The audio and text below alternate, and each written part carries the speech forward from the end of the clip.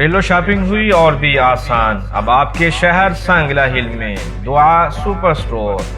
तमाम जरूरियातें जिंदगी के लिए दरकार अशिया एक ही छत के नीचे दस्तयाब हैं। हर किस्म के मसाला जात, दालें, मशरूब, सरकारी नरक पर अशिया और जनरल स्टोर की तमाम वैरायटी दस्तयाब है।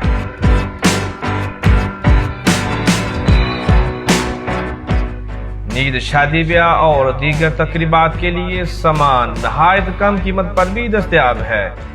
आज ही विजिट करें दुआ super store, Hamid Rajami road, निज़द मरकजी जामा मस्जिद, सांगला है।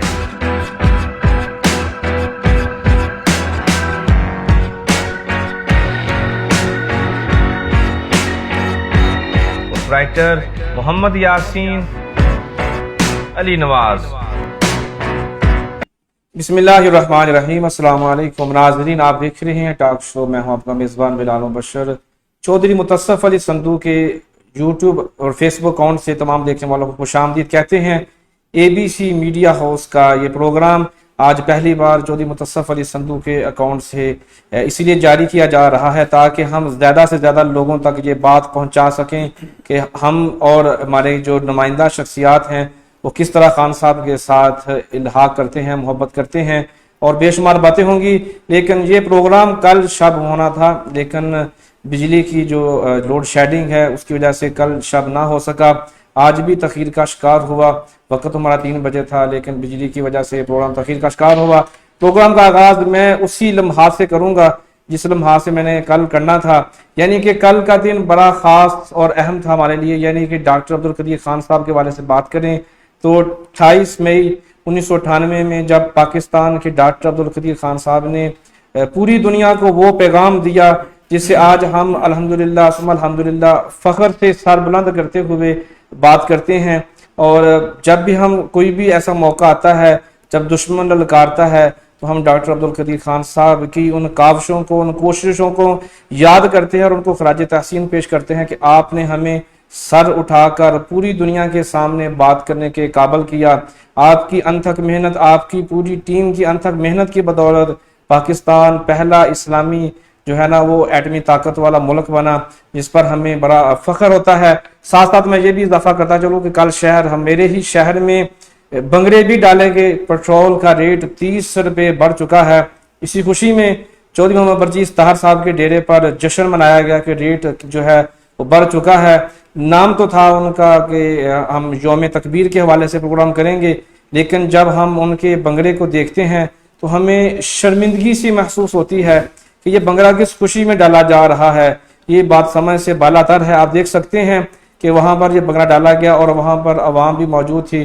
बाद में वहाँ पर खताब भी हुए और मीडिया नुमाइंदगान और पाकिस्तान मुस्लिम लीग नून के जो जवान थे वो भी वहाँ पर मौजूद थे, जिन्होंने मिलकर ये बंगले में हिस्सा लिया और बताया कि हम लोग कीमत बढ़ने पर शर्मिंदा नहीं बल्कि खुश हैं। पेट्रोल 200 क्या 500 पे चला जाएगा। शेर शेर शेर उसके हवाले से भी बात करेंगे। मेरे साथ मौजूद हैं किसी भी तारफ के मोहताज नहीं, खान साहब के जानसार साथी। आप उनको स्क्रीन पर देख रहे हैं।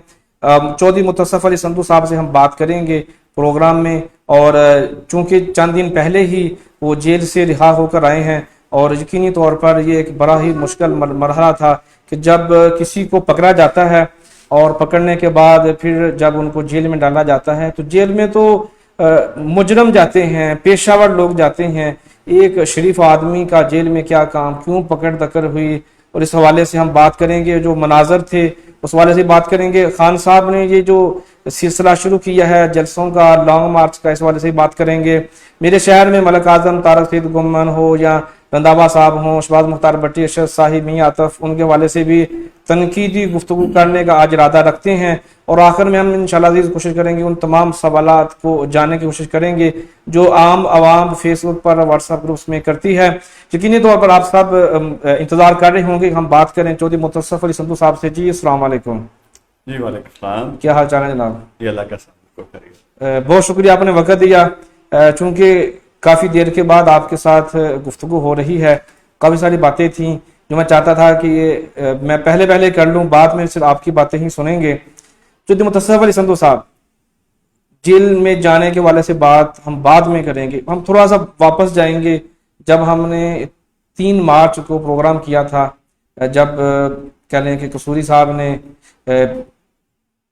उन्होंने जब असम्बली में जो मंजर था वो पूरे का पूरा चेंज कर दिया और फिर हालात तब्दील हो गए, तब हमने प्रोग्राम किया। हम बड़े पुर उम्मीद थे कि खान साहब की हुकूमत नहीं जाएगी, लेकिन फिर वो हुकूमत चली गई।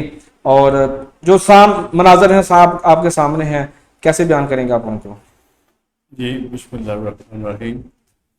मैं ये कहना चाहता हूँ कि उस वक्त जब डिप्टी स्पीकर पाकिस्तान ने रूलिंग दी कि इलेक्शन जो है वो दोबारा के इनकी जो रिट थी वो कलअदम करार दे दी और ये इलेक्शन दोबारा करवाए जाएँ, क्योंकि बैरूनी मुल्क की जो मुदाखलत थी और साजिश थी वो साबित होती है। तो वो आर्टिकल था, उसके तहत उन्होंने वो रूलिंग दी, जिसका सुप्रीम कोर्ट ने उसको कलअदम करार दिया और असम्बली को दोबारा बहाल कर दिया और खान साहब ने असम्बली से निकल गए।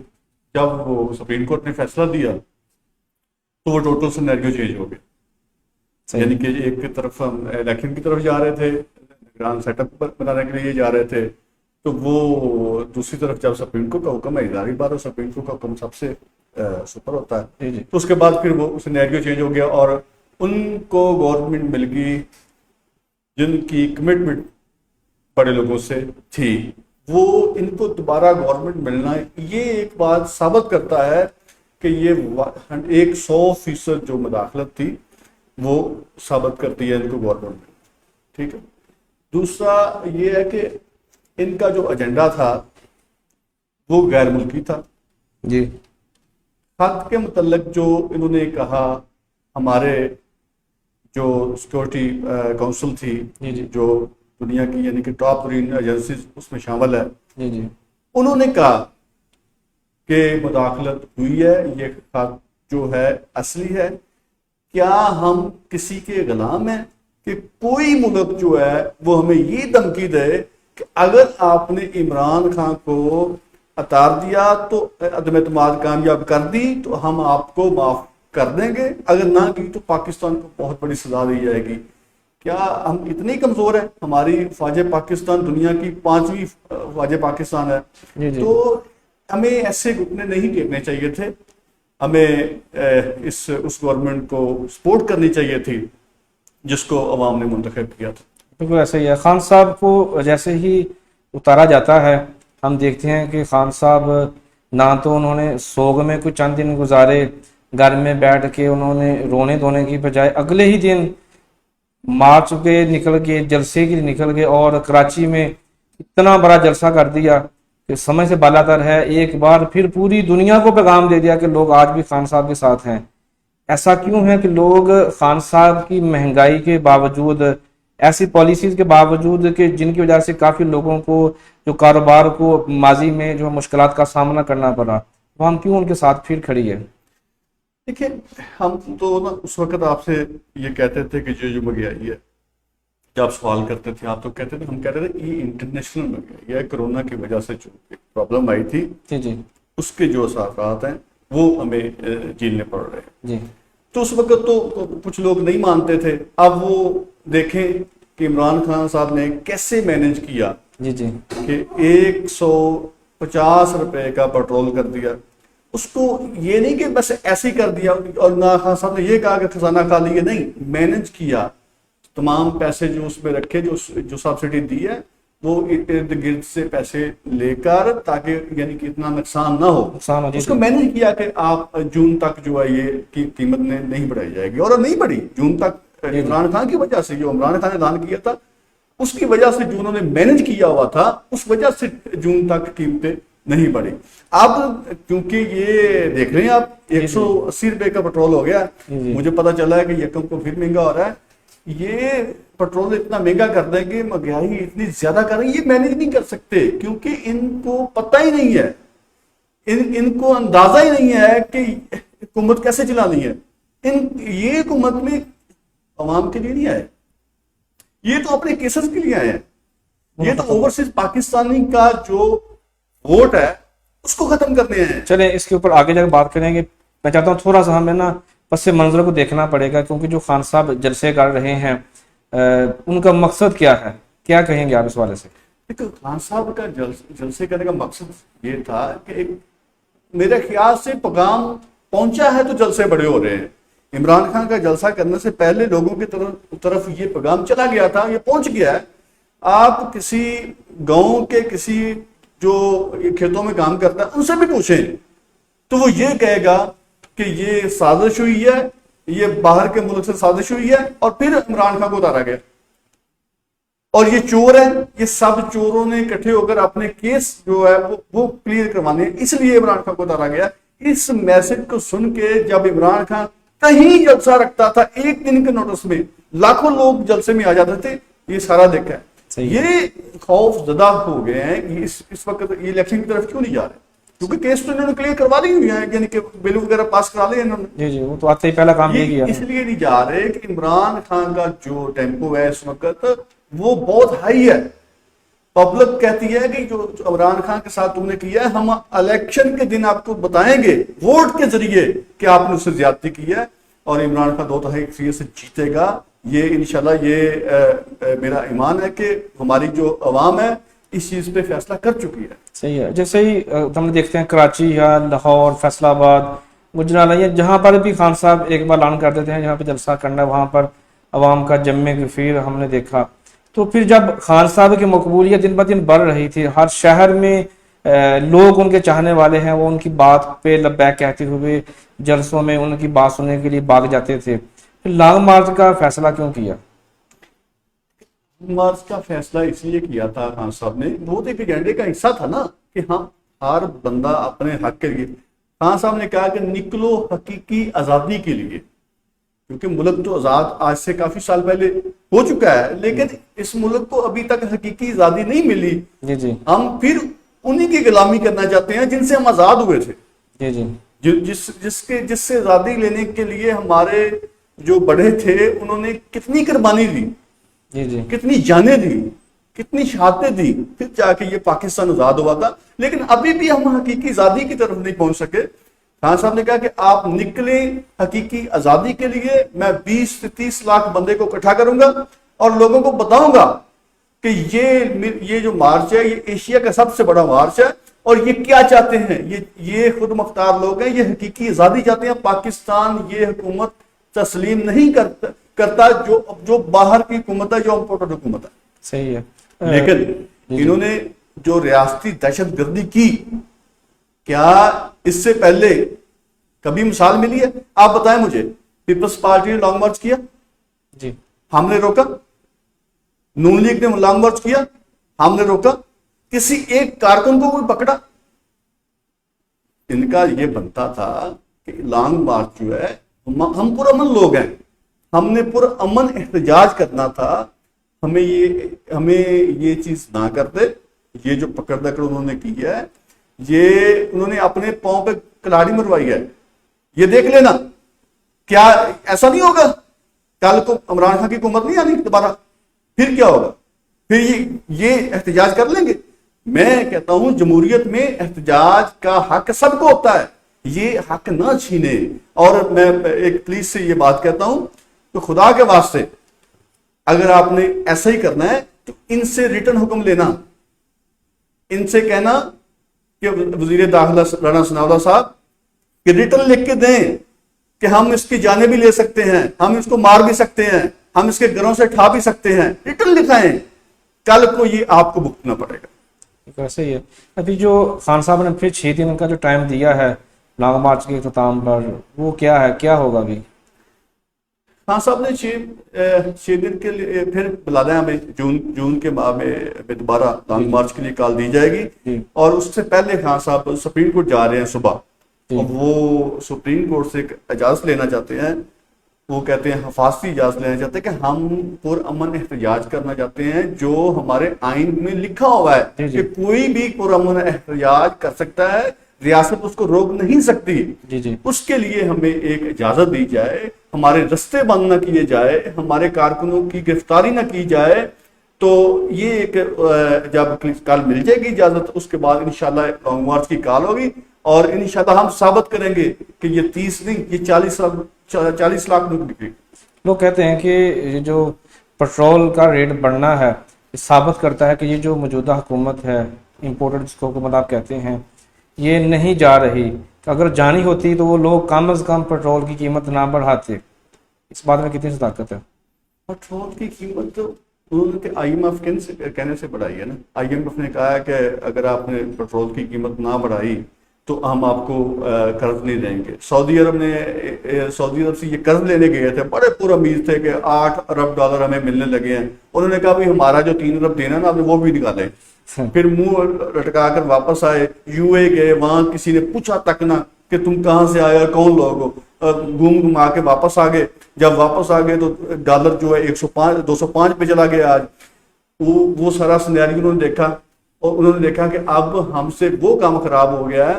ये जो 25-30 रुपए डॉलर की कीमत बढ़ी है, इसकी रीजन क्या है? इसकी सिर्फ एक रीजन है, अदम-ए-तमाद। ये अदम-ए-तमाद ना लाते कभी डॉलर नहीं बढ़ता, क्योंकि जब गैर यकीनी सूरत बढ़ जाती है ना तो उस वक्त फिर माइशत में भी कमी आती है, क्योंकि जो सरमायादार है वो सरमाया निकालना शुरू कर देते हैं और डॉलर जो है वो भी जाता है और आपको कर्ज भी नहीं मिलता कि इस मौसम में कर्ज के वापस कैसे करना है, इनको कर दे। ये गैर यकीनी सूरत इन्होंने बनाई बाहर के मुल्कों से मिलकर।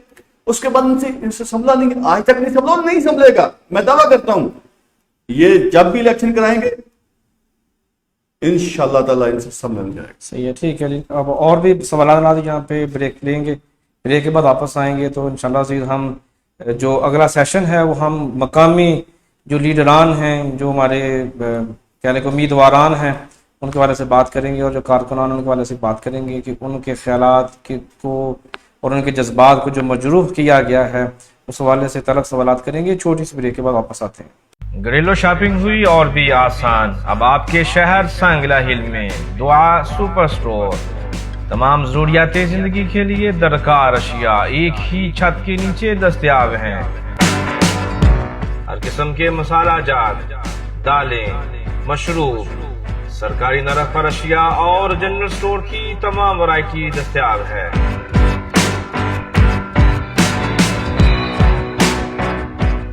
नींद, शादी ब्याह और दीगर तकरीबात के लिए सामान नहायत कम कीमत पर भी दस्तयाब है। आज ही विजिट करें दुआ super store, Hamid Rajami road, निज़द मरकजी जामा मस्जिद, सांगला है।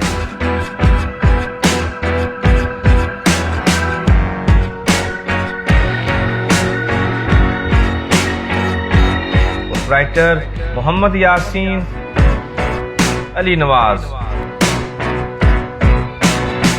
घरेलू शॉपिंग हुई और भी आसान। अब आपके शहर सांगला हिल में दुआ सुपर स्टोर। तमाम ज़रूरियाते जिंदगी के लिए दरकार अशिया एक ही छत के नीचे दस्तयाब हैं।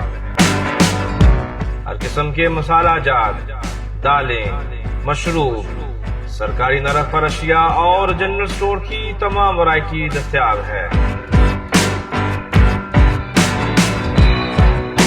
जी वेलकम बैक नाज़रीन। ब्रेक से पहले हम इमरान खान साहब के हवाले से जानने की कोशिश कर रहे थे कि लॉन्ग मार्च का मकसद क्या था और जलसे जुलूस जो हो रहे हैं उस हवाले से गुफ्तगू हो रही थी।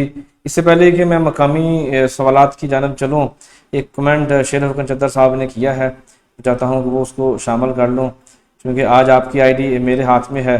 तो मैं चाहता हूँ कि शेर हुकन चद्दर साहब ने कहा कि जब आपको पकड़ा गया है, जबकि इस सेशन का ऐसा नहीं है, वो अगले सेशन में हम सवाल करने वाले थे, लेकिन क्योंकि फिर काफ़ी सारे कमेंट्स आ जाएंगे तो फिर हो सकता है मुझसे मिस ना हो जाए। तो शेर हुकन चद्दर साहब का मैसेज शामिल करना मेरे लिए बहुत ज़रूरी है। साफ़ी भाई हैं और फिर बड़े भाई भी हैं मेरे। उनका कहना है कि आप क्या जो आपको जो पकड़ा गया है जेल में जाने के बाद, किस सहाफ़ी ने आपको बाकायदा आपकी सपोर्ट की है और आपके लिए आवाज़ को बुलंद की है? कौन से ऐसे सहाफ़ी हैं और आपके पार्टी के कारकुनान? जी बिल्कुल, मैं शुक्रिया अदा करता हूँ शेर अफगन का कि जिन्होंने बार वक्त आवाज़ उठाई और मेरे जेल जाने तक इन्होंने कोशिश की कि मैं इनसे रब्ता रखूं किसी वाय से, और इन्होंने रखा और मैं इनका थैंक यू करता हूं। मैं पार्टी में मियाँ कैसरुद्दीन जो मेरे भाई भी हैं, मेरे दोस्त भी हैं, अजीम सरवर, मलिक शाह नदीम और तमाम जो PTI के जो अहदेदार हैं, सांगला हिल के जो मेरे दोस्त हैं, भाई हैं, उन्होंने भरपूर तरीके से मजम्मत की और मेरा साथ दिया। मैं यकीन कर लें कि मैं अपने दिल से इनका थैंक यू करता हूँ। और मैं समझता हूँ कि ये इन्होंने मेरा यानी कि भरपूर साथ दिया, और मैं समझता हूँ कि ये मेरे साथ खड़े रहे। नहीं, ये बिल्कुल ऐसा ही है जी। जिनके नाम लिए काफ़ी सारी पोस्टें हुई लेकिन ब्रदर मैं एक बात कहना चाहता हूँ सहाफत पर। जी जी।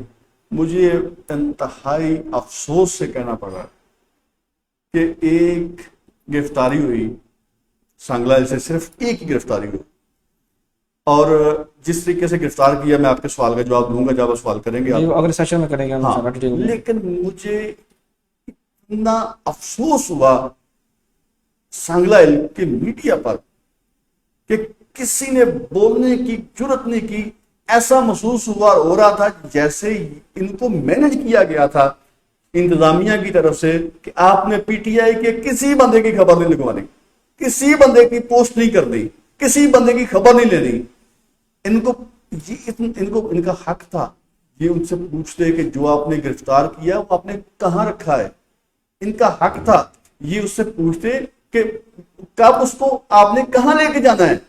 इनका हक था कि जब मैं उस कैदी जो गाड़ी होती है उसके अंदर मुझे बंद किया जा रहा था, तो उसको वहां फुटेज देते, वहां मेरी वो बनाते, मूवी बनाते, ताकि किसी को पता चलता, मेरे घर वालों को भी पता चलता कि मुझे कहां लेके जा रहे थे। मुझे तो उन्होंने इस तरीके से छुपा दिया कि पता नहीं मेरे घर वालों को ये कहां लेके जा रहे थे मुझे।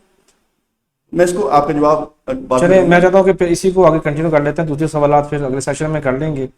देखिए, जैसे आपने कहा कि साफ़ी बरादरी, आपको मालूम है कि जैसे ही ऐसा सिनेरियो आता है तो इसके लिए आपको मालूम है बहुत बड़ी जुर्रत का मुजाहरा करना पड़ता है कि आप एक पुलिस वाले से ये सवाल करें जाकर कि आपने क्यों पकड़ा इनको। आपको लगता है कि हमारे शहर में कोई सहाफ़ी ऐसे हैं जो जाकर ये सवाल कर सकें? मैंने ये नहीं कहा कि कोई सहाफ़ी ये कहे जाके, मैंने ये बात ही नहीं कही कि क्यों पकड़ा है। मैंने क्या कि वो जाके ये पूछते हैं कि उसको कहाँ रखा है। सही है। देखिए ना, दुनिया के किसी कानून में ऐसा हो सकता है कि एक बंदे को आप घर से गिरफ्तार करें और उसको आप कहीं रखें और जो उनसे को मिलने आए तो उसको कहें कि वो हमारे पास है। ये तो सीधा सीधा गवाह है। आपने इसको देखो ना, कातिल भी को पकड़ा जाए ना, उसको भी बताते हैं कि वो हवालात में बंद किया। सही, लेकिन आपको इल्म ये भी होगा ना कि जब भी माजी में पकड़ दकर हुई है, जैसे तहरीक अलबैक के वाले से पकड़ दकर हुई है, तो बताते ही किसी को नहीं। आपका नाम तो फहरिस्त में, मेरे पास फहरिस्त भी मौजूद है, जब 6-7 लोगों के नाम आए थे उनमें आपका नाम भी फहरिस्त मौजूद था। आपको उन्होंने पकड़ना ही पकड़ना था, आपके घर में आना ही था उन्होंने, तो दूसरे लोगों के घरों में भी आए। लब्बैक जो ना वो एक अच्छी जमात है, मुझे पसंद है, लेकिन मैं कहना लब्बैक का और हमारा जो था ना कानून तरीकाकार वो अलग था। लब्बैक को उस वक्त पकड़ा गया जब उन्होंने पूरा पंजाब बंद कर दिया, जब उन्होंने एयरपोर्ट जाने के लिए रास्ते बंद कर दिए, जब उन्होंने इस्लामाबाद एयरपोर्ट जाने के लिए रास्ते बंद कर दिए, पार्लियामेंट जाने के लिए रास्ते बंद कर दिए, उस वक्त गिरफ्तारियां की गई। जब उन्होंने एक यानी कि मजदूर की केले वाली रेडी लूट ली, जब उन्होंने पुलिस पे हमले कर दिए, उस वक्त उनको पकड़ा गया था। हमें तो किस जुर्म में पकड़ा था? हमने क्यों कौन सा जुर्म किया था? अभी तो हमने लॉन्ग मार्च पे जाना था जो पुरअमन था। हाँ, वहां जाकर हम कोई ऐसी चीज करते, हम कोई चीज ब्लॉक करते, हम रास्ते रोकते, तो फिर हमें पकड़ते। ये तो कोई बात नहीं हुई कि हमने जुर्म किया नहीं तो पहले पकड़ लिया, ऐसे नहीं होता। अच्छा, ये आपके बारे में एक और दो बातें और भी हैं, जैसा वो भी साथ में शामिल कर लें। कहते हैं कि जितने भी जलसे हुए हैं, फैसलाबाद जलसा हुआ, लाहौर जलसा हुआ है, आप कहीं पर भी नजर नहीं आए। सही है? जिनकी आंखें बंद है उसको नजर नहीं आया। मैं फैसलाबाद भी गया हूँ, मैं लाहौर भी गया। जो हमारे शहर में रैलियां निकली हैं उन वहां पर पहली रैली में मौजूद था। उसके बाद मैं बीमार रहा हूँ। सबको पता है कि मैं ईद पे बीमार हो गया था 1-2 दिन पहले। अच्छा। तो एक रैली में नहीं गया, मैं सब रैली में गया हूँ। और आपको पता है, आपने देखा है जिस जोश से मैंने वो एहतजाज में शिरकत किया है, उसके जिसमें मैंने शिरकत किया जितने बंदे उसमें बाद में देख ले कितने, खुद देख ले। ठीक है, जब ये वाकया हुआ, हमने जैसे आपने कहा सहाफ़ी की तरफ से, चले हम उस तरफ नहीं जाते, खबरें आना शुरू हुई कि जी फलां के घर में छापा, फलां के घर में छापा। फिर कुछ ऐसे लोगों के भी नाम आए जो इतने मुतहर्रक भी नहीं और जिनसे हुकूमत को या पुलिस को या अमन अमान को ख़तरा भी नहीं किसी किस्म का, उन लोगों ने भी फेसबुक पे लगा दिया कि हमारे घर में भी छापा, 2 डाले आए, हमें पुलिस ने ये किया वो किया। खैर, इस तरह की खबरें चली। आपका नाम जब सामने आया तो सिर्फ आपको ही क्यों पकड़ा गया है? इसके पीछे क्या राज है? मैं बताता हूँ कि मुझे पकड़ा कैसे। जी जी। ठीक है, मैं ब्रदर मैं घर पे था, मुझे ये आइडिया नहीं था क्योंकि मुझे ये था कि हमने कौन सा कुछ जुर्म किया है कि ये हमें पकड़ेंगे, कुछ जुर्म होगा तो पकड़ेंगे ना। जी जी। तो मैं घर में था, तो दरवाज़ा बाहर से लॉक होता, तो ऊपर से हमारे बच्चे जो पूछते हैं कि कौन है, उन्होंने कहा हम पुलिस वाले हैं, तो चौधरी साहब कहाँ हैं? तो उन्होंने कहा भी वो तो गांव में है। तो उन्होंने कहा हम गांव से होकर आए हैं, तो वो शहर में है, तो इसलिए आप दरवाज़ा खोलें। उन्होंने कहा भी हम दरवाज़ा नहीं खोल सकते क्योंकि हम घर में अकेले हैं, तो लिहाजा चौधरी साहब घर में नहीं है। उन्होंने कहा कि हमारी जो पास लोकेशन है, लोकेशन बता रही है कि वो घर पे है। जी। इतनी देर में मैंने क्या किया कि उन्होंने कहा दरवाजा ना खोलो, हम दरवाजा तोड़ देंगे। मैं अपनी छत पे चला गया। जब मैं अपनी छत पे गया तो साथ वाले दो घर हैं, उनके दरवाजे उन्होंने खड़काए। उन्होंने कहा कि दरवाजा खोलो, आपकी छत पर चोर है। अच्छा।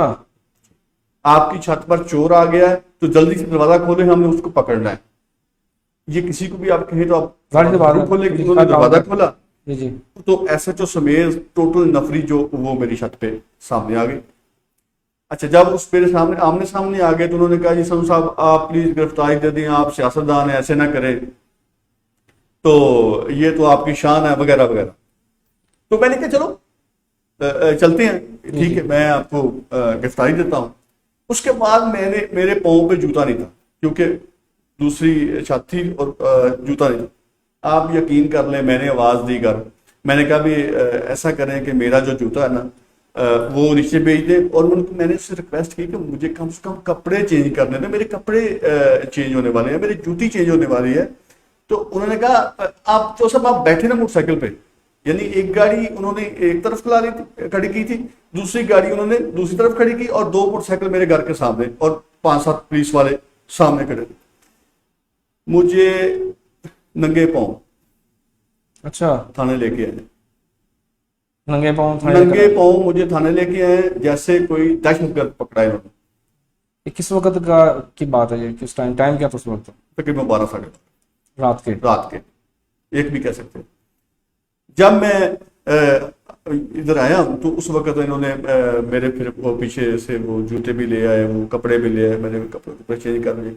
इन्होंने कहा भी आप सो जाएं इधर, क्या कहते हैं वो उनकी जो होती है ना अपने मुहाफ़िज़ों के लिए। जी जी सर। मैं वहाँ सो गया। जब 3 बजते हैं तो मुझे ना एक लॉग होता है मुंशी का, कहते हैं संधू साहब प्लीज़ आप उठें।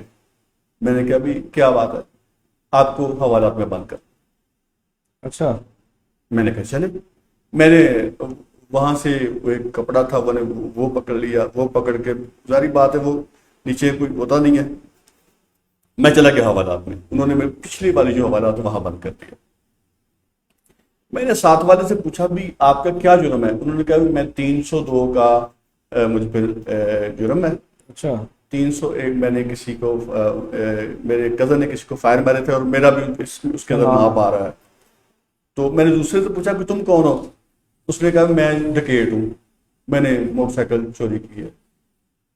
मैं उसके साथ में था, यानी कि मेरा जुर्म जो था वो एक 302 के मुल्ज़म और डकैत के साथ मुझे उन्होंने बंद कर दिया और मेरे घर वालों को कह दिया कि आप प्लीज अब ना आना, इनको हमने जेल भेज दिया। अच्छा। सुबह 10 बज गए। मैंने कहा अभी मेरे पास तो अभी तक नाश्ता भी नहीं आया, इसकी वजह क्या है? खैर उन्होंने यानी कि मैंने नाश्ता किया 10-11 बजे। एक आता है वो पुलिस वाला, तो वो कहता भी बाहर निकले तो अपने वो साथ ले ले जो आपके कपड़े हैं। मैं बाहर निकला तो मैंने कहा कहाँ जाना है? आपको DPO साहब के पेश करना है। अच्छा। मैंने कहा यार मुझे सच्ची बताओ, आपने मुझे कहाँ लेके जाना है? DPO के मुझे क्यों पेश करना है आपने? आप मुझे अगर जेल में लेके जाना चाहते हैं तो प्लीज मैं अपने कपड़े तो ले लूं। मैं एक सूट में, क्योंकि जो होता है नजरबंद, हम नजरबंद होते हैं, जो नजरबंद होता है ना उसकी मुलाकात नहीं होती। जब मुलाकात भी होती तो मैं एक सूट में, अगर एक माह के लिए मुझे बंद कर रहे थे, 30 दिन के लिए हम बंद कर रहे, 30 दिन मैंने एक सूट में रहना था। ऐसा जो उस कमरे के सामने हुआ तो मैंने कहा जनाब मुझे इतना बता दें कि आप मुझे डीपीओ साहब के पेश करके इधर वापस लाना है या मुझे जेल में रखना है आपने। कहना आप जेल में जा रहे हैं। मैंने कहा ठीक है। अच्छा, मैंने कहा फिर मुझे कपड़े चाहिए। उन्होंने कहा आप ले लें। मैंने वो खैर वो अपनी, अगर मैं ना कहता तो वो कपड़े मैं लेके साथ नहीं जा रहा था, मैंने खुद कपड़े लिए, मुझे गाड़ी में बंद कर ली। 12:30 से लेकर रात 10 बजे तक मुझे अकेले को वो जो कैदियों वाली गाड़ी होती है उसमें रखा। वो कैसे लेके गए हमें शेखपुरे वालों ने कहा जी इसका तो नाम ही हमारे पास नहीं है, हमारे पास आर्डर नहीं है इसको जेल में डालने का, आप इसे लाहौर वाली जेल में ले जाए। मुझे वो लाहौर वाली जेल में ले गए।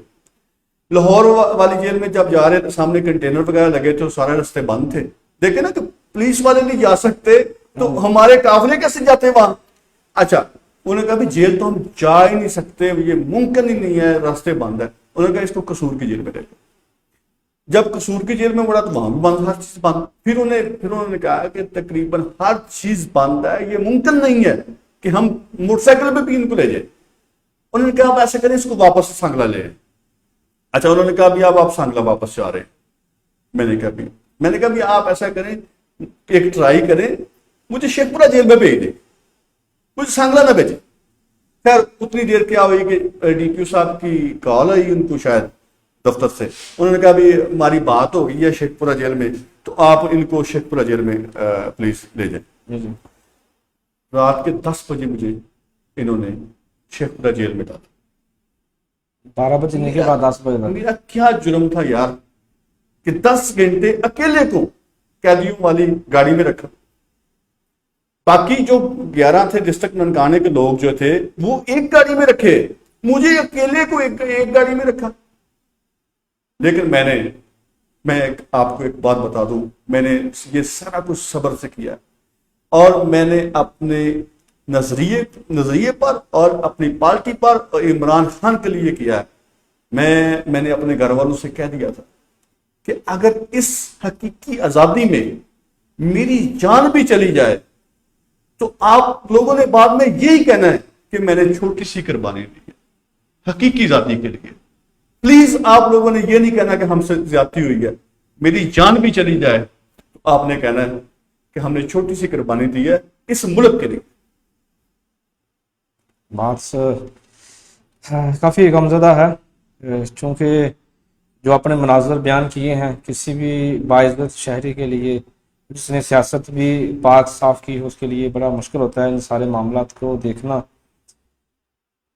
आप जेल में जब आपको लेकर गए हैं, जब आपकी रिहाई हुई काफ़ी अवाम देखी, लेकिन जो अंदर के जो मनाज़र थे मैं चाहता हूँ थोड़ा सा हम वो भी आपसे जान लें ताकि उन लोगों के लिए सबक हो जो जब कानून हाथ में लेते हैं, जब इक़्तिदार में आते हैं तो फिर सारे कुछ मामलात भूल कर या कह सकते हैं कि फ़िरौन बन जाते हैं, उन तक भी आपका मैसेज पहुँच जाए। जब हम जेल में गए हैं तो वहाँ का जो मुनाज़र थे कि एक स्कूल था जो उनका वो एक हॉस्पिटल वगैरह या वो कुछ लोग स्कूल कहते थे कुछ हॉस्पिटल कहते थे। जी जी। उसकी वो बैरकें जब वो बनी हुई थी, बड़ी बड़ी कमरे बने हुए थे। एक बैरक में 40 लोग थे, यानी कि 12 ननकाना साहब के और इतने ही तकरीबन हाफसाबाद के और तकरीबन इतने ही इसके शेखपुरे के, यानी कि टोटल 40 लोग थे। हम 1 और 2 कैदी दिए हुए थे उन्होंने उसके अंदर। तो सुबह 6 बजे वो दरवाजा खोलते थे, जो उसका सेन था थोड़ा सा 4-5 मरले का, उसमें हम घूम फिर सकते थे सुबह 6 से शाम 6 बजे तक, और शाम 6 बजे से लेकर सुबह 6 बजे तक हम कैद रहते थे, हम बाहर नहीं निकल सकते थे। उसके अंदर कमरे के अंदर रहते थे हम। तो उस कमरे में वाशरूम थे, एक वाशरूम था, कोई नहाने वाली चीज नहीं थी, कोई उसके अंदर कोई ऐसा चीज नहीं था कि जिसमें आप कहते हैं कि आप खुश होके या थोड़ा सी रिलैक्स रह जाते हैं।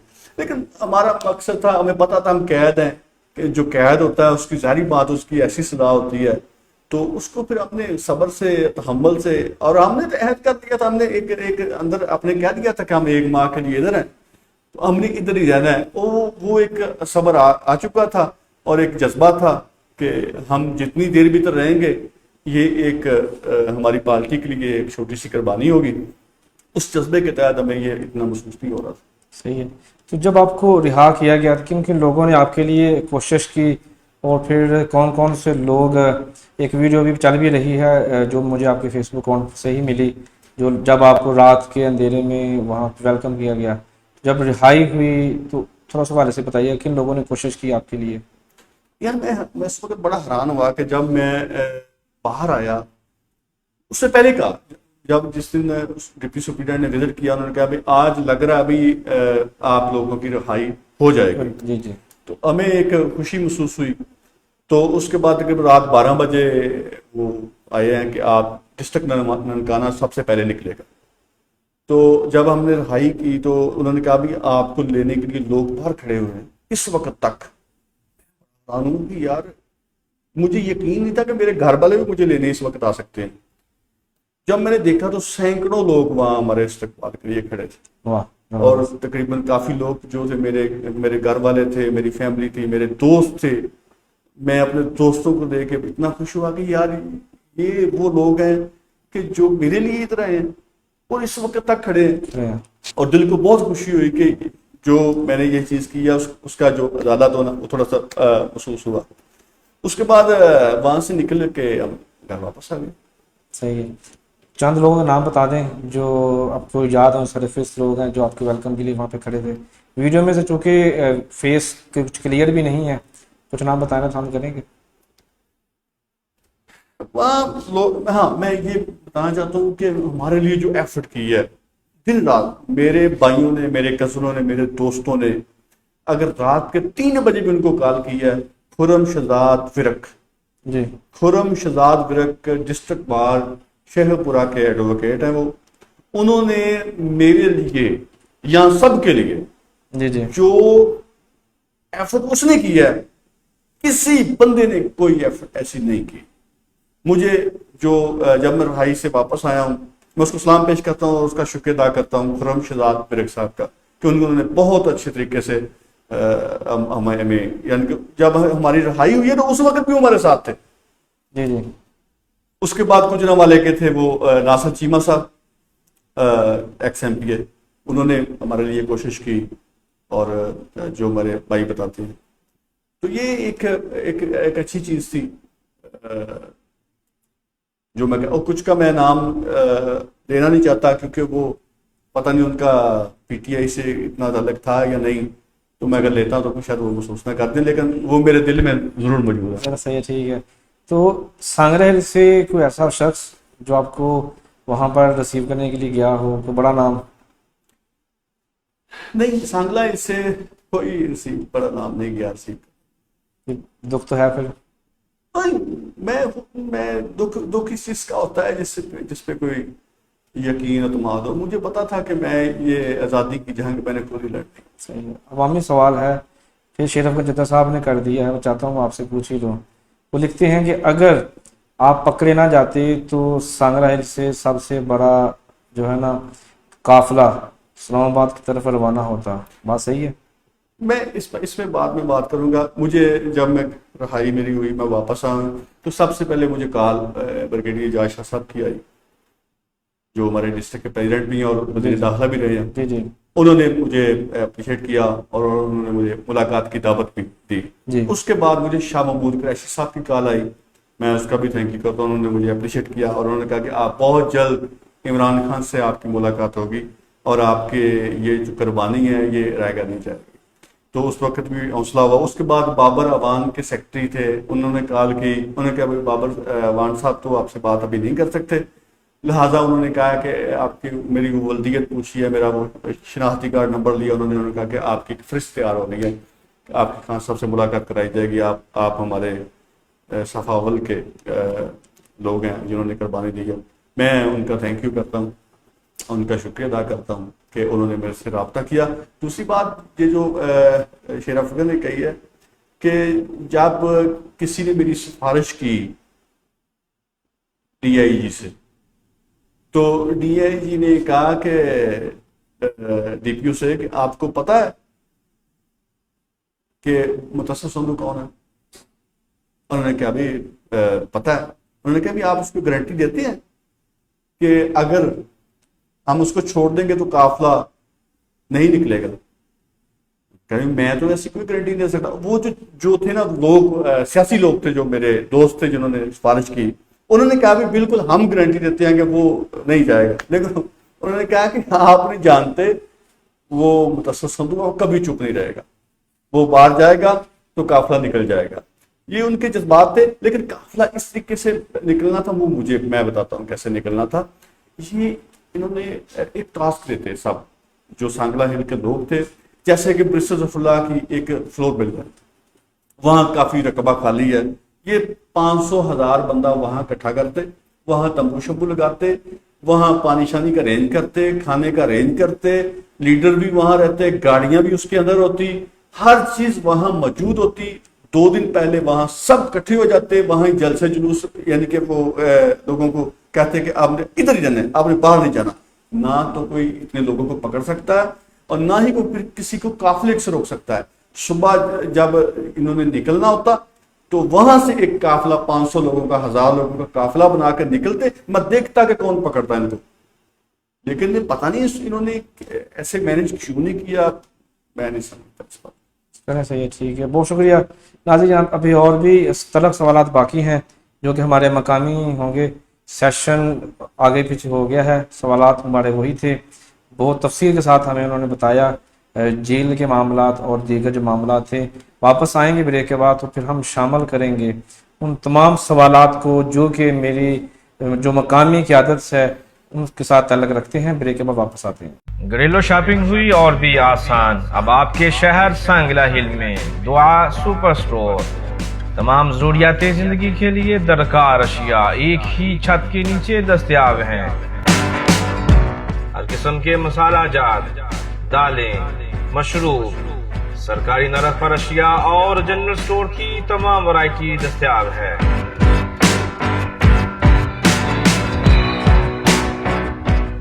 ईद, शादी ब्याह और दीगर तकरीबात के लिए सामान नहायत कम कीमत पर भी दस्तयाब है। आज ही विजिट करें दुआ super store, Hamid Rajami road, निज़ मरकजी जामा मस्जिद, सांगला है।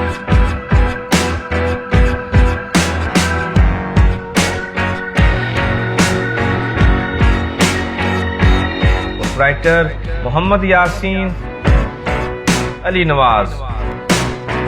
जी वेलकम बैक नाजरीन। ब्रेक से पहले हमने तलक सवालात के ऊपर खूब बातचीत की। चौधरी मुतस्सिफ अली संधू साहब हमारे साथ मौजूद हैं। सवालात काफ़ी थे, अभी भी हैं, काफ़ी पड़े हुए हैं। ऐसी बातें हम क्यों करते हैं और लाइव शो में ही क्यों? इसकी सबसे बड़ी वजह यह है कि जो हमारे मेहमान शख्सियत होती हैं, जो लीडर होते हैं, हर शख्स ये बात ज़हन में रख लें कि लाइव इंटरव्यू नहीं दे सकता। लातदाद ऐसे नाम हैं जिनकी फहरिस्त मेरे पास मौजूद है, जब उनको लाइव कॉल के लिए या लाइव प्रोग्राम के लिए कहा तो वो भाग जाते हैं। चौधरी मुतस्सिफ अली संधू साहब का मशकूर हूँ कि वो जब भी हमने उनको याद किया हमेशा ही वो हाजिर हुए हैं और हमारे तलक सवालातों का जवाब देते हैं। कुछ अवाम के लिए तलक होते हैं, कुछ उनके लिए तलक होते हैं, कुछ उनके कारकुनान के लिए तलक होते हैं। एक तलख हकीकत ये भी है, हमने देखी। हम थोड़ा सा पीछे चले जाएंगे, ये लॉन्ग मार्च से पहले जब एक आपकी जो इंटरनल पार्टी है NX-17 की क़यादत में मिस्टर मियां ज़फ़रुल्लाह साहब और दीगर अहबाब, साहब के नाम नहीं लूँगा, वो मौजूद थी, जहाँ पर आपकी जो हाज़िरी 100% होनी चाहिए थी यकीनी, आप वहाँ पर नहीं थे। काफ़ी लोगों ने उसके हवाले से उस मीटिंग को तनकीद का निशाना बनाया। इस पार्टी में इस जो वहाँ पर मीटिंग हुई है उसमें मुतस्सिफ अली संधू क्यों नहीं? क्या कहेंगे उसके हवाले से? वो जो मीटिंग हुई थी वो मियां आतिफ के घर जी बिल्कुल ऐसे ही है। तो मियां आतिफ ने मुझे इनवाइट नहीं किया था। अच्छा, कुछ तो है कुछ मामला? पता नहीं क्यों नहीं किया, मुझे नहीं पता। लेकिन फिर मैं जारी बात, अगर कोई मुझे बुलाएगा नहीं तो मैं जाऊँगा नहीं। सही है। तो उसमें मेरा नहीं ख्याल कि ये पार्टी के अंदरूनी मामला हैं, इसमें इतनी मेरा मसला नहीं है। फिर ओहदे भी कुछ मिले जिसमें आपको किसी भी किस्म का कोई भी ओहदा नहीं मिला, जिसके हवाले से काफ़ी जो आपके जो चाहने वाले मोहब्बत वाले उन्होंने एहतजाज भी किया और उन्होंने उस तमाम ओहदों को मानने से इनकार कर दिया। जी बिल्कुल, मैं समझता हूँ कि जिनके पास होते हैं वो मुझसे बेहतर है, आपसे बेहतर है। आपका वर्क देखें, आपका लबो लहजा देखें, आपका खान साहब के साथ तल्लक देखें, राब्ते देखें, आपसे बेहतर कैसे हैं फिर वो?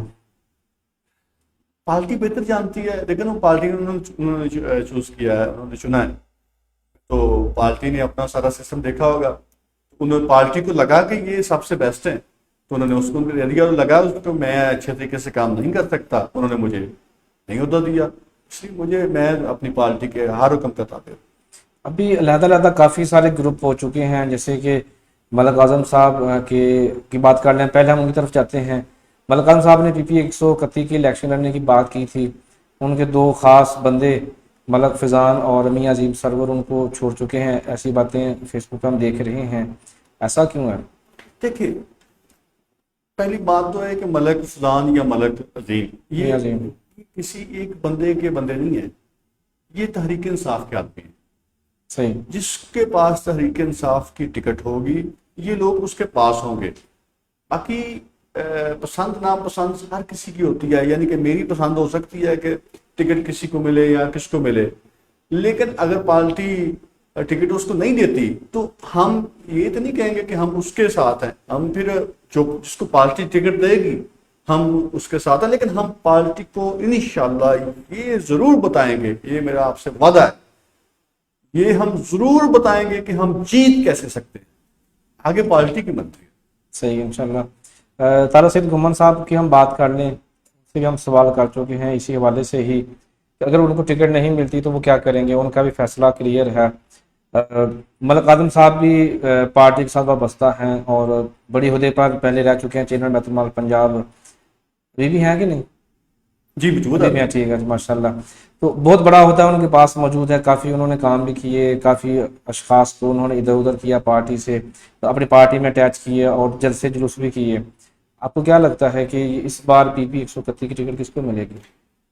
एक बात तो ना मुझे बड़ी खुशी हुई है कि जो चीज हम चाहते थे ना कि ये सब इकट्ठे हो जाएं और कहें कि जिसको टिकट मिलेगी हम उसको वोट देंगे, तो मुझे ये मुमकिन नहीं था। मैंने बड़ी कोशिश की, मैंने चौधरी तारक सैयद घुमन साहब जो मेरे अंकल हैं, मैं उनसे भी रब्ता मैंने किया, तो उन्होंने कहा नहीं बेटा ऐसे नहीं हो सकता। मैंने दूसरे कैंप से भी बात करनी कि आप इकट्ठे हो जाएं प्लीज, उन्होंने कहा नहीं नहीं जी ऐसे नहीं हो सकता, ये तो हो ही नहीं सकता, फलां बंदे ने तो मुझे वोट ही नहीं दिए, फलां बंदे ने तो मुझे ऐसे किया, ये तो ऐसा मुमकिन ही नहीं कि हम इकट्ठे हो जाएं। तो जब हम मायूस हो गए तो ये खुद ही इकट्ठे हो गए। जब ये खुद इकट्ठे हो गए तो इन्होंने एक मीटिंग की, वो जो जिसका आप जिक्र कर रहे थे, वहां इन्होंने एक एजेंडा रखा कि हम में से जिसको भी टिकट मिल जाए हम उसके साथ खड़े हैं। सही है। और हम बाहर से किसी बंदे को तस्लीम नहीं करेंगे। बाहर से मुराद तारक बाजवा तो नहीं, क्योंकि उनके बारे में सबसे पहली बात, पहली खबर मैं अगर बिला मुबालगा कहना चाहूँगा, वो मियां अजीम सरवर और मलक फ़ैज़ान की तरफ से नशर हुई थी कि तारक बाजवा पीटीआई में आ रहे हैं, ऊपर तारक बाजवा नीचे मलक आज़म, एमएनए के लिए इंशाल्लाह उम्मीदवार तारक बाजवा, नीचे मलक आज़म की तस्वीर लगाई हुई थी। अच्छा अभी आप देखें, मेरी बात मुकम्मल हो रही है। अच्छा इन्होंने खुद ही फैसला कर लिया कि अच्छा ये कहते हैं कि फलां बंदा उसकी चॉइस फलां है। जी जी। अच्छा मैं ये कहता हूं, ये कहते हैं ना कि हम 8 लोग हैं और 8 लोगों में से जिसको टिकट मिलेगी जी जी हम उसके साथ हैं और किसी के साथ नहीं और नए आने वाले के साथ नहीं। मैं ये कहता हूं कि इन 8 लोगों के समेत पार्टी नामे बनने का भी फैसला करती है, हम उसके साथ हैं, तो नजरिया किसका अच्छा है? जो पार्टी साथ चलेगा। मैं ये कहता हूं कि पार्टी जिसको भी टिकट दे मैं उसके साथ खड़ा हूं। ये कहते हैं कि 8 लोगों में से अगर टिकट मिली तो हम खड़े हैं, तो फिर नजरिया मजबूत किसका हुआ? नजरिया मजबूत उसका हुआ जो पार्टी के हर फैसले को तस्लीम करना चाहता है। जी जी। नजरिया मजबूत उसका नहीं होता जो कहता है कि अगर इसको टिकट मिली तो मैं उसके साथ हूं। ये नजरिया नहीं होता, ये पार्टी से वफा नहीं होती। बाकी ठीक है, अगर उन्होंने ये भी फैसला कर लिया है तो ये भी फैसला अच्छा है। तो मैं कहता हूं कि अगर तारिक सईद घुमन को टिकट मिली तो मुझे यकीन है कि दूसरे कैंडिडेट उनके साथ होंगे। अगर दूसरों को टिकट मिली तो तारिक सईद घुमन साहब उनके साथ होंगे, ये तो फिर मुझे यकीन हो गया ना, क्योंकि ये जबान के बहुत पक्के हैं। चलें, अल्लाह खैर का वक्त आएगा तो देखा जाएगा। अभी हम फेसबुक पर और हम अपने शहरों में शहर में ये चीज़ें देख रहे हैं कि फ्लैक्सेस की भरमार होना शुरू हो चुकी है। लोग इधर उधर हो रहे हैं कि मेरी आज के बाद मेरा दरा ये फलां है, मेरा दरा फलां है। हम देख रहे हैं कि मियाँ आतिफ साहब की फ्लैक्सेस जो है ना हमारे शहर में दरादर लगाई जा रही हैं, कुछ उतारी भी गई हैं पिछले दिनों बल्दिया की तरफ से, लेकिन अभी भी जो है ना फ्लैक्सेस मौजूद हैं। मियाँ आतिफ साहब की फ्लैक्सीज मेरे शहर संग्रहालय में तो मौजूद हैं, मियाँ आतिफ साहब मौजूद नहीं। आप कैसे उम्मीद रख सकते हैं कि एमएनए की अगर टिकट उनको मिलती है तो बिलाल विरक वाला हाल नहीं होगा? बिलाल विरक का तो हाल बहुत अच्छा था। बिलाल विरक तो 4000 वोटों से हारा है। जी जी, ऐसा हाल तो अगर हो जाए तो मैं हार मानता, 4000 वोटों की तो मैं हार ही नहीं मानता। देखो ना, अगर तारक बाजवा हारा है तो मैं मेरे ख्याल से तो जीता। देखो ना, एक बंदा आजाद इलेक्शन लड़ता है तो इतने वोट ले जाता है, वो तो जीत गया। तहरीक इंसाफ ने तारक बाजवा से पीछे इलेक्शन लड़ा, वो इस तरीके से कि उनका कैंडिडेट ही ऐसे था कि ये लो टिकट, वो आपका हल्का और उतने वोट ले गया। मैं तो समझता हूँ कि ये बंदे तीनों जीते हैं। लेकिन हल्का ट्रस्ट नहीं करेगा मियाँ आतिफ के ऊपर। हम मियाँ शमीम हैदर, बिलाल विरक और मियाँ आतिफ को कभी भी नहीं आजमाना चाहेंगे, क्योंकि हमारे साथ पहले खिलवाड़ हो चुका है।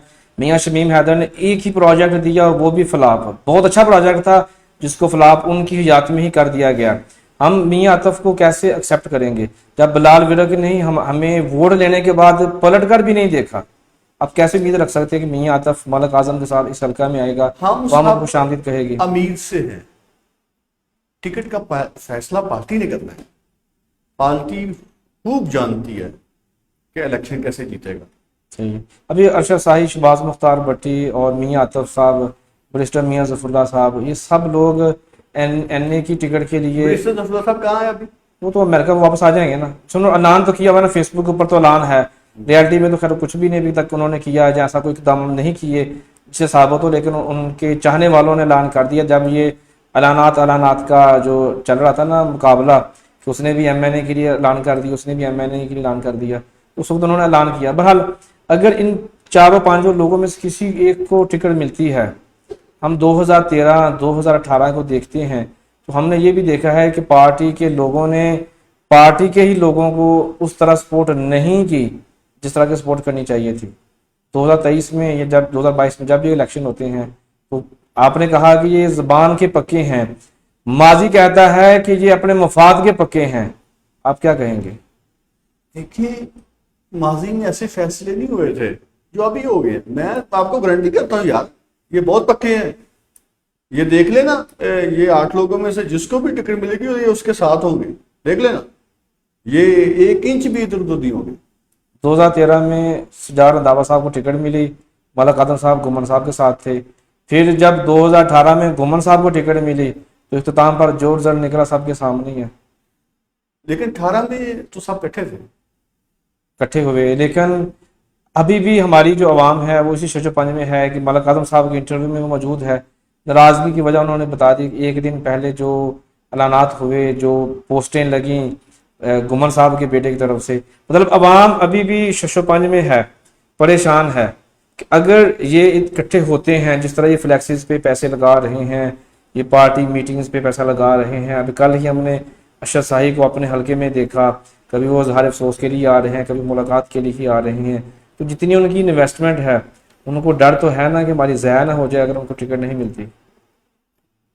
देखिए, एक की तो ज़ाया होनी है, एक ही नहीं, मतलब 4-5 लोगों की ज़ाया होगी। हाँ, ऊपर 4-5 नीचे, और एक को टिकट मिलना, बाकी सबकी इन्वेस्टमेंट ज़ाया हो जाएगी।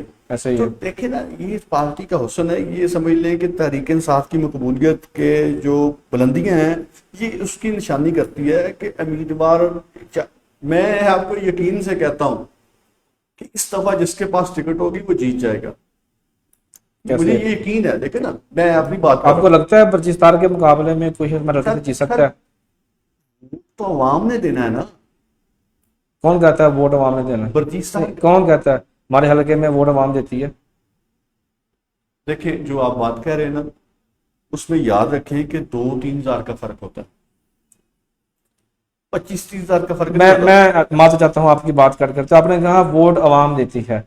तारक बया साहब का क्लिप आज भी मौजूद है, उनके परचेज तार के हरीफ हैं। वो सरेआम कहते हैं कि वो सिलेक्टेड हैं, उनको इलेक्ट नहीं किया गया।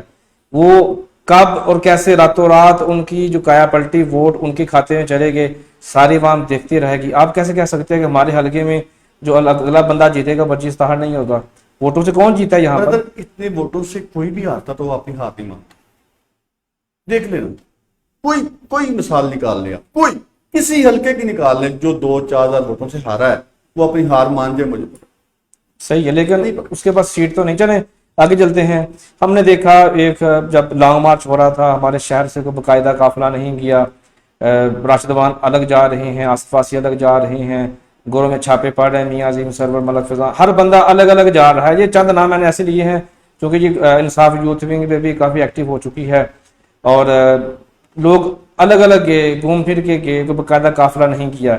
लेकिन लोगों का अलग अलग जाना किसी को शायद इतना खुश या नापसंद नहीं हुआ जितना अवाम ने वो एक तस्वीर, जो सेल्फी हमने देखी ट्रेन के अंदर। हमारे वो लीडरान जो कह लें कि पैसे के मामले में और असर रसूख के मामले में अपना सानी नहीं रखते इस हल्के में, मियां आतिफ और मलक आजम ट्रेन में जा रहे हैं और अवाम का उनको कोई ख्याल ही नहीं। कितना उनके खिलाफ ये बयानात आए, कितना आपको लगता उनका अकेले जाना पार्टी को नुकसान दे सकता है? हो सकता वो ट्रेन उन्होंने स्पेशल करवाई हो, पीछे वहां बैठी हुई है, सारी भरी हो, कुछ भी इन्होंने लिखा, दोनों जा रहे हैं। ये तो आप नहीं अंदाजा कर सकते कि वो 2 में थे या 2,000 थे। सर, लाहौर जलसे में मदनी पैलेस से जब एक बस निकली, इसमें चंद अफराद शामिल थे, ट्योटा निकला जिसमें चंद लोग शामिल थे जो लाहौर तक पहुंचे भी नहीं। इस बात के भी काफी लोगों ने गवाही दी मुझे कि वो रास्ते में ही वापस आ गए। खैर वो अलग मैटर है। मलक आजम अगर ट्रेन बुक करते हैं या ट्रेन में 10 बंदे भी बिठाते हैं तो 2 की सेल्फी लगाते हैं, ये तो नामुमकिन है। वो तो 5 का काम करे तो 50 दिखाते हैं। देखिए, मैंने तो एक फार्मूला बताया आपको। अगर मैं धरने में जाऊं खुद जी तो मैं 5 बंदे भेज दूं तो खुद ना जाऊं, तो यकीन करें वो 5 बंदे वहां भेजना मुझसे बेहतर। नहीं, मैं बताता हूँ, आप लीडर हैं, आप 5 देखें, आप एक तरफ, आपके पीछे खड़े 500 एक तरफ। क्यों? 500 में से कोई मुतस्सफ संधू नहीं जो पार्टी का नजराती बंदा हो, जो पार्टी के लिए माजी में मारे खा चुका हो, जो पार्टी के लिए हर वक्त हर फैसले को कबूल करने के लिए तैयार बैठा हो, पार्टी के लिए अपनी जान का नजराना पेश करने के लिए तैयार बैठा हो, पार्टी को दिफा करने के लिए सफ़े अव्वल के दस्ते में मौजूद हो। हमारे हलके में कोई ऐसा शख्स नहीं जो मुतस्सब संधू की जगह जिसको बाबर वान कॉल करे, शाह महमूद कुरैशी कॉल करे, इमरान खान के लोग कॉल करें कि हम आपकी जो कुर्बानी को रायगा नहीं जाने देंगे, आपकी खातिर जाश है, आपको कॉल करे। 500 में से कोई एक शख्स ऐसा नहीं जो आप समझते हैं कि वह वहां पर जाकर पार्टी को नहीं बल्कि अपने उन 50 लोगों को भी लीड कर सके। आप कैसे कह सकते हैं कि 5 बंदे अगर आपकी जगह पे चले जाएंगे, एक लीडर की जगह पे चले जाकर आपकी कमी को पूरा कर सकते हैं? आपका वहां पर मौजूद होना सबसे ज्यादा अहम है। लेकिन अगर आप अकेले चले जाएं और पार्टी का बंदा कोई आपके साथ ना हो, आप वहां पर एक ही हैं। आप जाएंगे, आप लीडर हैं, आपका भी जाना जरूरी है, आपकी आवाम का जाना भी जरूरी है। 5 बंदे भेज दी, आप नहीं गए फिर भी 0, आप चले गए आपकी आवाम नहीं गई फिर भी 0। क्या कहेंगे इस हवाले से आप? नहीं, आपने बहुत थैंक यू, आपने बहुत अच्छे लफ्ज इस्तेमाल किए। मैं आपको ये बात बताता हूँ कि जब मैं 2014 में प्रेसिडेंट था जी, उस वक्त इमरान खान साहब ने लॉन्ग मार्च किया जी जी, तो उन्होंने हमारे जो कंटेनर लगा के तकरीबन 10 तारीख को उन्होंने कंटेनर लगा के बंद कर दिए थे सारे रास्ते। तो उस वक्त मैंने ये किया कि मैंने जो काफिले थे वो रास्ते ब्लॉक होने से पहले लाहौर ले गए। जी जो मैं इनको कह रहा था कि ऐसे करना चाहिए था, जी जी, पहले ले गए और हम लाहौर में अपना काफिला जो है वो उसके साथ शामिल किया जो इस्लामाबाद की तरफ किया जी जी, और ये इस्लामाबाद की तरफ रवाना हुए। उसके बाद हमने तकरीबन 100 पता नहीं कितने दिन का धरना था, 63 दिन मैं वहां रहा। मैंने उस वक्त जो शैलिंग थी वो मुझे शैलिंग खाई मैंने मैं उसके अंदर यानी कि वो चला गया, हॉस्पिटल वहाँ गया, यानी कि मैंने उस वक्त 2014 में भरपूर तरीके से, जब मैं प्रेसिडेंट था, मैंने अपनी जिम्मेदारी पूरे तरीके से निभाई। जी क्योंकि जो अहदेदार होता है ना, उसकी जिम्मेदारी होती है कि वो लोगों को लेके भी जाए और मैनेजमेंट भी करे। उसके बाद जिम्मेदारी होती है टिकट होल्डर की। जी जी जिन्होंने पार्टी को टिकट ली होती है, उसकी जिम्मेदारी है कि वो पब्लिक को वहां लेके जाए। उसके बाद जिम्मेदारी होती है जो नेक्स्ट उम्मीदवार को कहता है अपने आप को कि मैं उम्मीदवार हूं। मैंने तो अभी तक, मेरे पास ना तो कोई होता है पार्टी का है, जी जी ना मैं अभी तक मैंने कोई फैसला किया है इलेक्शन लड़ने का, और ना ही मैंने यानी कि मेरे पास कोई और टिकट होल्डर में, ठीक है। इसलिए ये इनकी जिम्मेदारी बनती थी कि ये जो जैसे मैं पकड़ा गया था, पार्टी ने एक फैसला किया था कि जिस जगह से तहरीक इंसाफ का एक बंदा भी पकड़ा गया, वो मेरे पास ना आए, अच्छा। वो उसी शहर में एहतजाज करे। जी जी मेरा सवाल ये है कि अब मैं क्या कहूँ। चलें, सही है।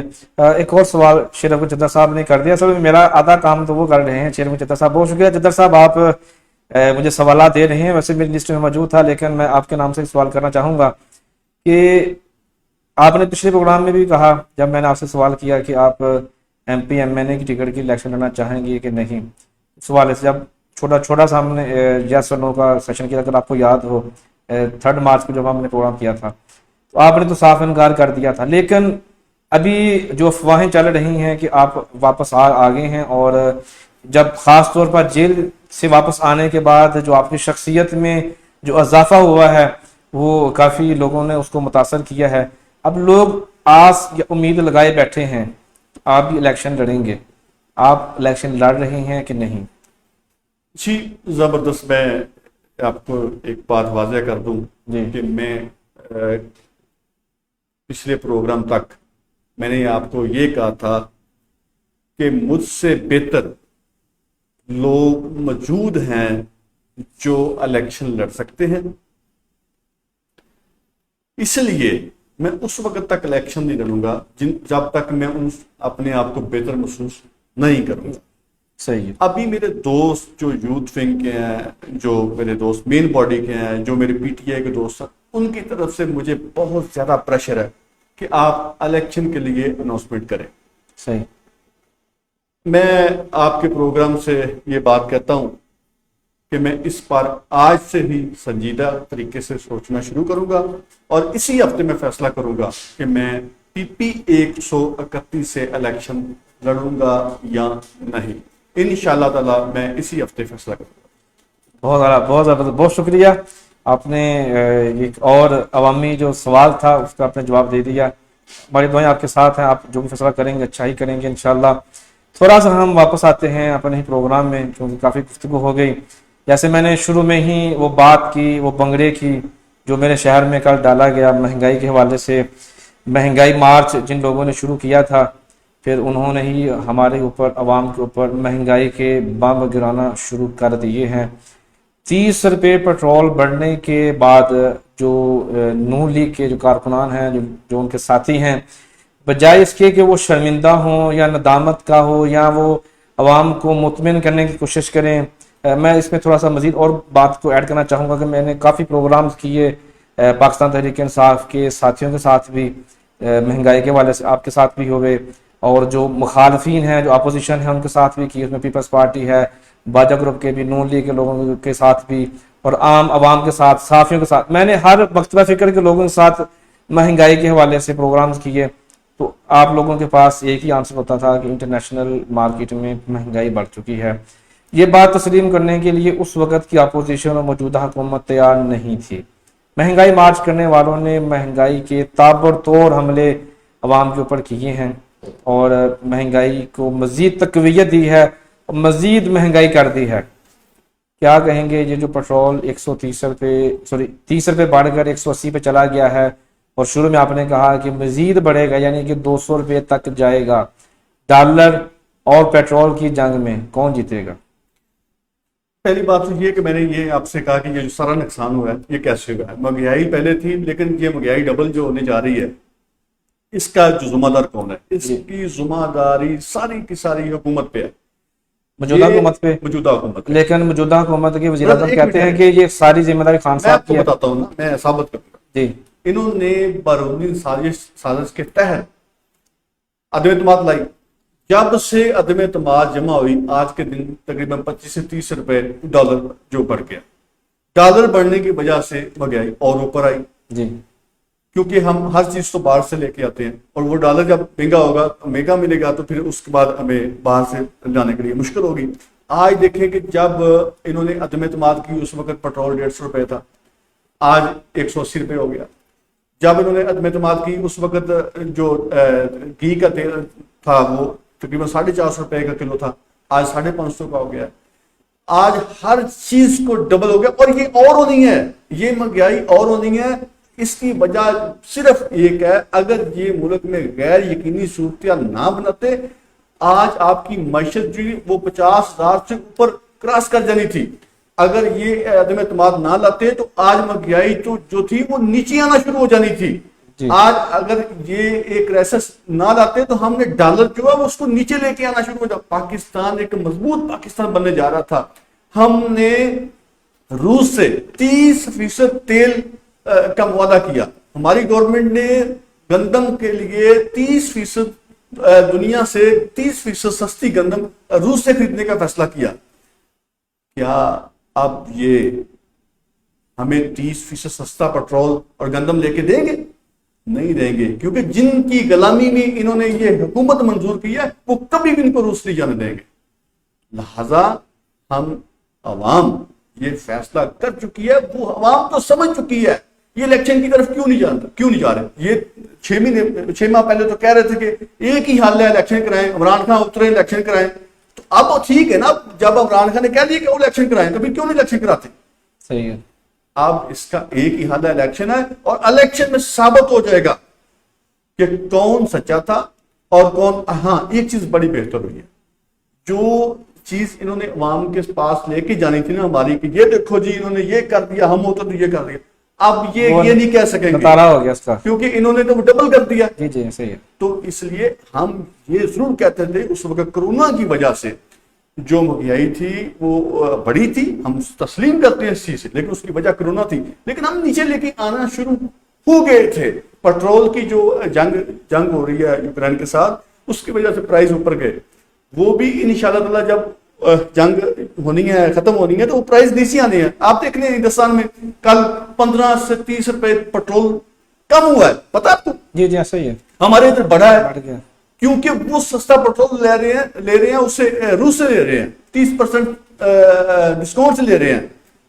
यार हमने अपनी आवाम के लिए नहीं सोचना, हमने सिर्फ ये सोचना है कि हमने अपने नैब के केस कैसे खत्म कराने हैं, हमने ये सोचना है कि हमने BR के कैसे खत्म कराने हैं। खुदा के वास्ते पाकिस्तान का सोचो। कल जो ये शहबाज शरीफ जो मोटा वजीर आज़म बना हुआ है, इन्होंने एक कहा कि मैं सब्सिडी दे रहा हूँ, 2,000 रुपए दे रहा हूँ गरीबों को, 28 अरब की सब्सिडी दे रहा हूँ। वो 40 अरब रुपए पे तो तेरे केसेस हैं, तू सब्सिडी कैसे देगा? तू सब्सिडी देना चाहता है, 40 अरब रुपए देना, तो वो उसकी सब्सिडी दे। तू टैक्स के पैसे सब्सिडी कैसे दे सकता है? सही है। ये चोर हैं, डाकू हैं, ये गवर्नमेंट कभी नहीं चलेगी। और इंशाअल्लाह ताला बहुत जल्द वजीर आज़म इमरान खान इस पाकिस्तान का होगा और बुलंदियों पे जाएगा इंशाल्लाह। जी बहुत शुक्रिया। आखिरी सवाल है कि जैसे आपने कहा नैब के वाले से, तो इस हुकूमत ने आते ही सबसे बड़ा मार्का ये सरंजाम दिया है कि मेरे ही बाजू हमारे जो भाई जो बैरून मुल्क रहते हैं, यानी कि 90 लाख पाकिस्तानियों को EVM का जो एक सिलसिला शुरू किया था हुकूमत पाकिस्तान जो माजी की गुजर चुकी इमरान खान साहब ने, उससे अवाम को महरूम कर दिया। यानी कि अब पाकिस्तानी जो एक बार एयरपोर्ट से बाहर निकला, उसका कोई हक नहीं कि वोट डाले, उधर बैठ के वो भी ख़त्म हो गया। और नैब को भी उन्होंने लिमिटेड कर दिया गया है कि अभी नैब में भी जो वो मामला नहीं रहे जो पहले थे, जो इख्तियारात इमरान खान के साथ हुकूमत ने दिए थे। इस वाले से क्या कहेंगे आप? ख्वाजा आसिफ ने कहा कि हम अमेरिका अगर चाहे तो हमारी सांस बंद कर, लेकिन मैं ये कहता हूं कि ओवरसीज पाकिस्तानी हमारी सांस बहाल किए हुए। ओवरसीज पाकिस्तानी की वजह से आज हम डॉलर 30 अरब डॉलर वो हम तक बेच चुके हैं ओवरसीज पाकिस्तानी। जी जी। ये किस तरफ हमें लेके जा रहे हैं? ओवरसीज पाकिस्तानी जो है वो हमें इतनी सपोर्ट कर रहे हैं, उनकी वजह से पाकिस्तान जो है वो ऊपर जा रहा था। इन्होंने ये क्या कर दिया? और आपके दोस्त सारे बाहर हैं, मेरे दोस्त भी जी जी काफी हैं, तो बाहर मेरी फैमिली में के हैं। जी जी। यकीन करेंगे जितनी सियासत पाकिस्तान को वो समझते हैं उतनी हम भी नहीं समझते। सही है, क्योंकि उनको ऊपर से देखते हैं, जी जी। वो ऊपर से देखते हैं। उन्होंने रोजाना 30-40 लोगों से वो राब्ता करते हैं, वो लोगों से पूछते हैं अच्छा आप बताएं, वो जो बाहर बैठे हैं वो नहीं बताते हैं आपको कि ये इंटरनेशनल महंगाई है। ये पाकिस्तान के लोगों को तो पता ही नहीं था उस वक्त जब हम कहते थे कोरोना की वजह से महंगाई हुई है। पाकिस्तान के लोगों को तो पता ही नहीं था। पाकिस्तान कहते थे कि इमरान खान ने बहुत महंगाई कर दी है, लेकिन वो हमें बताते थे कि नहीं नहीं नहीं यार, ये तो इधर इधर जो चीज 6 रियाल की थी आज ये 12 रियाल की हो गई है ना, इसकी चीज का फिक्र करें, पाकिस्तान अभी भी सस्ता है। उस वक्त वो कहते थे क्योंकि उनको ज्यादा समझ थी। मैं समझता हूं ओवरसीज पाकिस्तानी का वोट को जो इन्होंने कत्ल किया, वोटर वोट का कत्ल किया, ये इन्होंने सरासर ज्यादती किया। सही। यहाँ पर ना चौधरी तकीर कमर साहब उन्होंने कमेंट किया, चूंकि लाजम है अवाम का सवाल है तो आपसे पूछूं, जबकि मैं कह चुका था मेरा आखिरी सवाल है।